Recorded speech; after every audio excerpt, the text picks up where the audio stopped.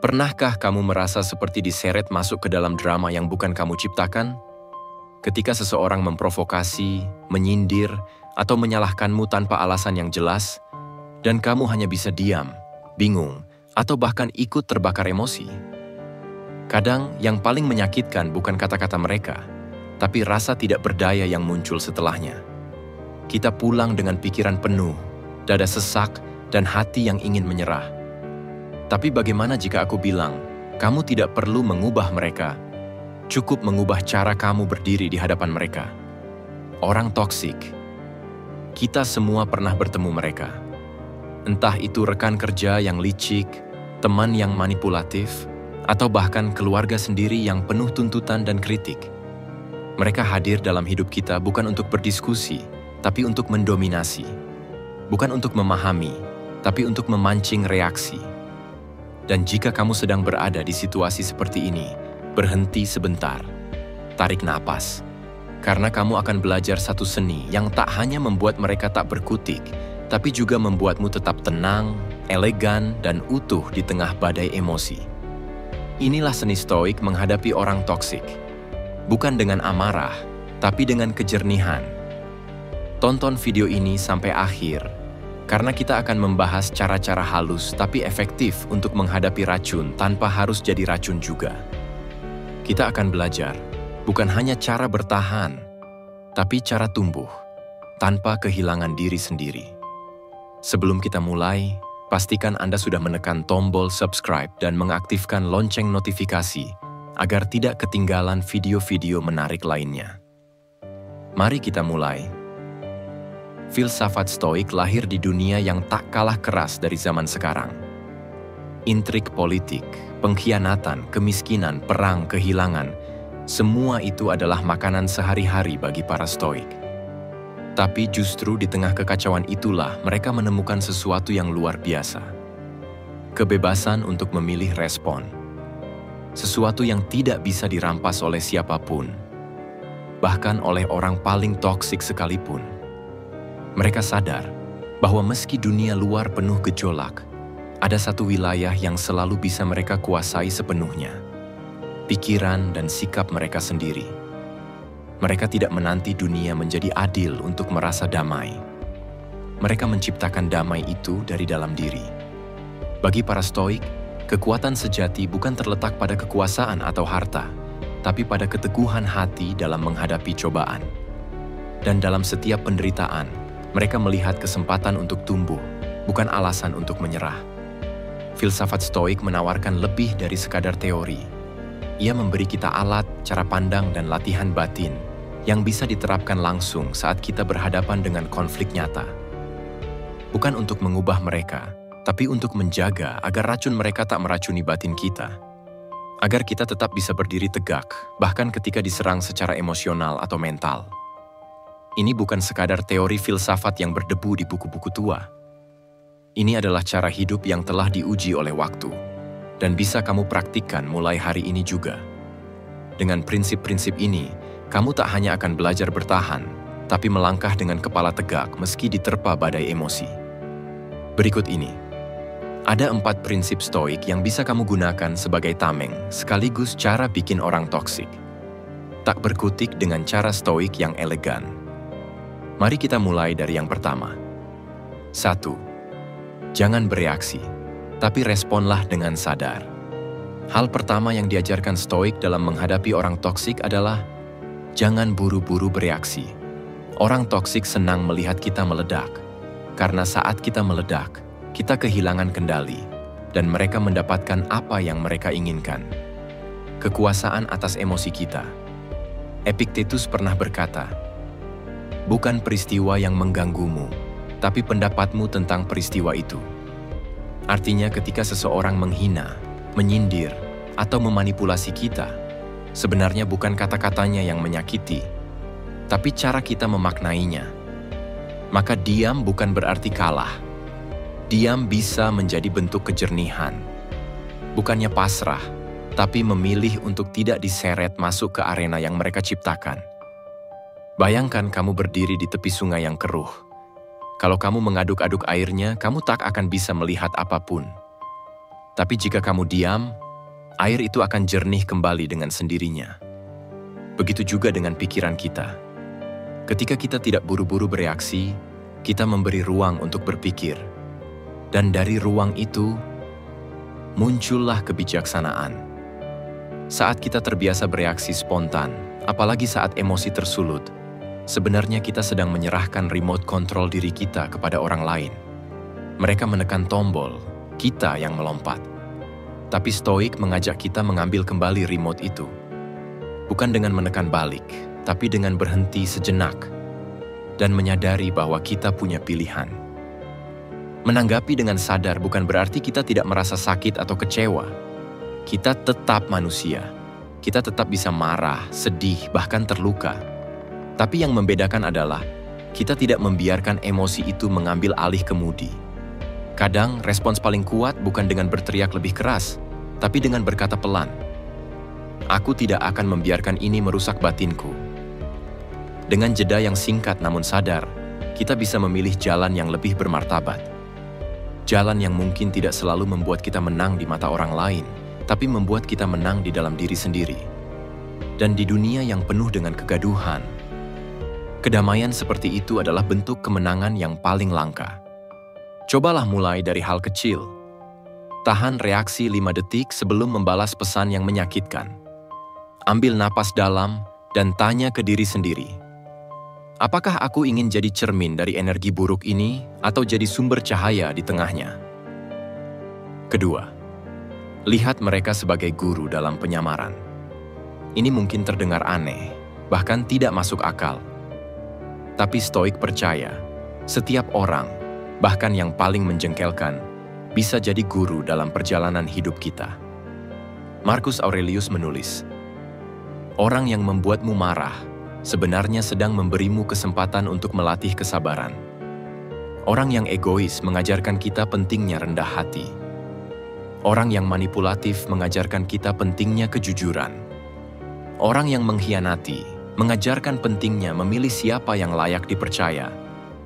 Bukan berarti kita harus membiarkan mereka terus menyakiti, tapi kita bisa mengubah cara pandang. Dari, kenapa aku harus menghadapi ini? Menjadi, apa yang bisa aku pelajari dari ini? Dengan begitu, kita tidak hanya selamat, tapi juga naik kelas secara emosional dan spiritual. Melihat orang toksik sebagai guru bukan berarti memaafkan perilaku buruk mereka begitu saja, atau membiarkan mereka terus melanggar batas. Ini bukan tentang menjadi korban yang pasrah. Ini tentang menjadi pribadi yang mampu mengambil makna, bahkan dari luka. Bayangkan, setiap gesekan yang menyakitkan sebenarnya sedang mengikis sisi-sisi tajam dalam diri kita, membentuk kita jadi pribadi yang lebih halus, lebih bijak, dan lebih kuat. Kadang, justru orang yang paling membuat kita frustrasi adalah cermin yang menunjukkan bagian dalam diri yang perlu kita benahi. Mereka menguji kesabaran kita, dan dengan itu, mereka juga membantu memperluasnya. Mereka menguji ketulusan kita, dan di situ pula integritas kita ditempa. Dalam dunia Stoik, semua yang terjadi adalah latihan, dan semakin berat latihannya, semakin besar pertumbuhan yang menanti. Jadi, saat kamu bertemu orang yang menyebalkan, kamu bisa berkata dalam hati, "Terima kasih, kamu baru saja jadi pelatih kesabaran gratis hari ini." Dengan perspektif ini, kamu tidak hanya bertahan, tapi berkembang dengan kepala tegak dan hati yang lebih lapang. 3. Tetapkan batas tanpa harus berteriak. Filsafat Stoik bukan tentang menjadi boneka yang diam diperlakukan semena-mena. Justru sebaliknya. Stoik mengajarkan bahwa kita punya kekuatan untuk menentukan siapa yang boleh masuk ke dalam ruang batin kita. Menetapkan batas bukan tentang membalas atau menyerang balik, tapi tentang menjaga diri agar tidak tenggelam dalam energi negatif yang terus-menerus menguras jiwa. Kamu bisa berkata, "Maaf, aku tidak nyaman dengan nada bicaramu." Atau, "Aku menghargai kamu, tapi aku memilih menjaga jarak dulu." Kamu tidak perlu menjelaskan semuanya. Kamu hanya perlu konsisten dengan batas yang kamu pilih. Karena ketika kamu tenang dan tegas, orang toksik akan merasa kehilangan panggung. Mereka tak bisa menari tanpa musik, dan kamu adalah pemilik alat musik itu. Menetapkan batas bukanlah tanda kelemahan, itu justru tanda kedewasaan. Kita tidak perlu marah-marah untuk didengar, dan tidak perlu menjatuhkan orang lain untuk menjaga harga diri. Batas adalah bentuk kasih sayang, pertama-tama untuk diri sendiri. Ketika kita berkata tidak pada hal-hal yang merusak batin, sebenarnya kita sedang berkata ya pada kedamaian, kesehatan mental, dan harga diri kita. Dan menariknya, batas yang tenang jauh lebih menakutkan bagi orang toksik daripada kemarahan. Karena mereka tidak bisa lagi mengendalikanmu lewat drama, rasa bersalah, atau intimidasi emosional. Kamu menjadi seperti dinding yang kokoh, tidak menyerang, tapi juga tidak bisa ditembus. Ketenangan yang tegas adalah bahasa yang jarang mereka temui. Dan saat kamu mampu menjaga jarak dengan tetap menghormati diri sendiri, kamu tidak hanya melindungi hatimu. Kamu juga memberi contoh tentang bagaimana manusia seharusnya memperlakukan satu sama lain.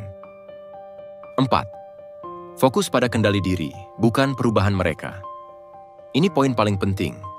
Seringkali kita terjebak dalam usaha mengubah orang toksik. Kita berharap mereka sadar, berubah, meminta maaf, atau mulai menghargai kita.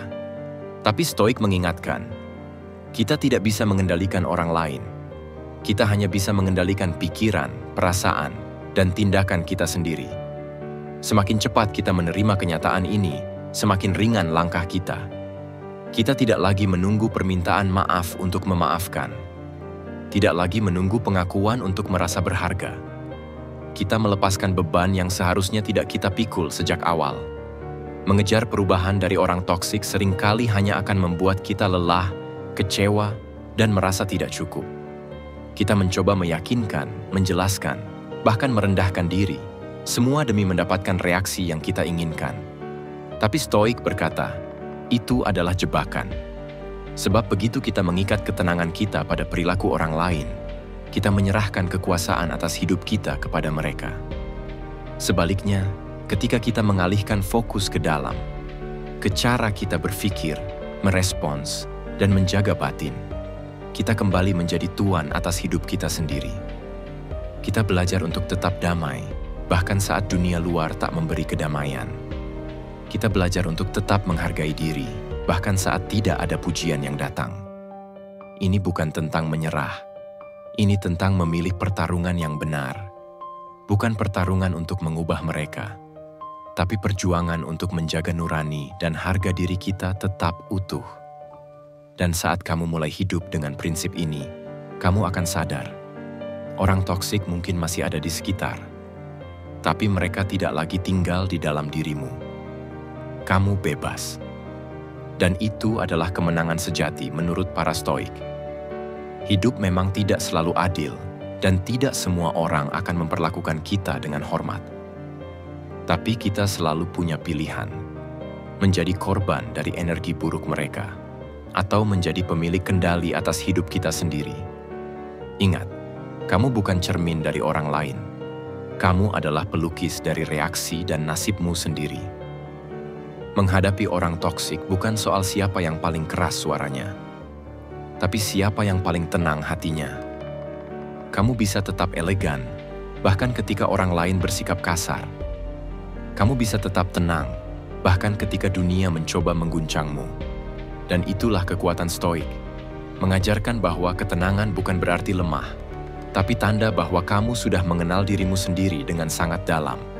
Jadi mulai hari ini, jika kamu bertemu orang yang ingin menjatuhkanmu, mengganggumu, atau menyerap energimu, ingatlah satu hal. Mereka hanya bisa memegang kendali jika kamu menyerahkannya. Dan kamu selalu punya pilihan untuk tetap tenang, tetap bijak, dan tetap menjadi versi terbaik dari dirimu sendiri. Seperti kata Seneca, tidak ada angin yang menguntungkan bagi pelaut yang tidak tahu kemana ia hendak berlayar. Hari ini, kamu tahu kemana kamu ingin melangkah, menuju kedamaian, bukan keributan. Dan itu adalah arah yang layak diperjuangkan. Terima kasih telah menonton. Jika video ini memberi makna untukmu, bantu sebarkan ke orang-orang yang juga butuh kekuatan. Jangan lupa subscribe dan aktifkan lonceng notifikasi untuk terus belajar bersama dalam perjalanan menjadi lebih bijak setiap hari. Sampai jumpa di video berikutnya.